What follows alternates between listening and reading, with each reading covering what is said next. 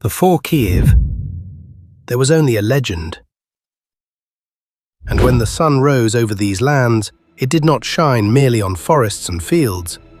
It shone upon the future cradle of all Eastern Europe, upon a land that would one day be called Rus. The history of every people begins with a legend, and the legend of Kyiv, Shchek, and Khoryv is one that has survived for centuries. Perhaps they truly lived, or perhaps they are only images of those who first united the tribes along the Dnipro. But every legend carries a grain of truth. They say they lived in lands where blue hills touched the sky, and beneath them flowed a great river, the Dnipro. Kyiv was the eldest, calm and thoughtful. Shchek was fiery and restless. He loved journeys and battle.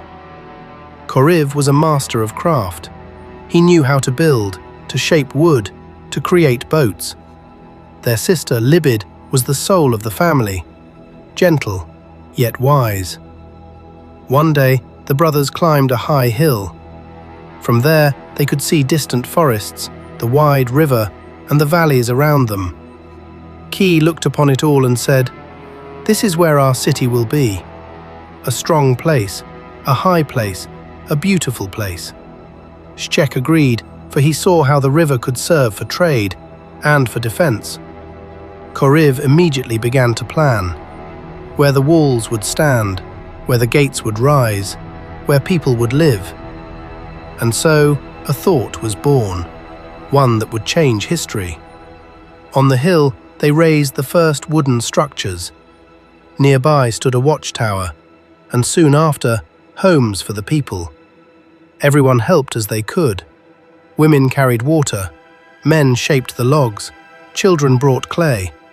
The work was alive with energy, and when the sun set, several homes already stood on the hill, with smoke rising from their roofs. Thus, Kyiv began.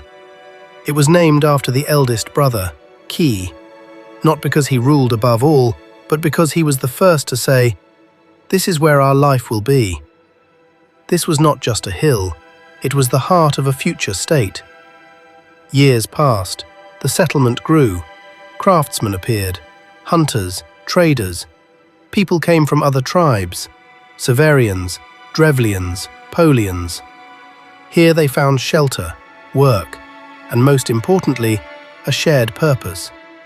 Everyone understood one thing: this hill was safer. Below lay the river, beyond it, fields and forests. From here, enemies could be seen from afar. Gradually, wooden walls rose around the settlement. Guards stood at the gates.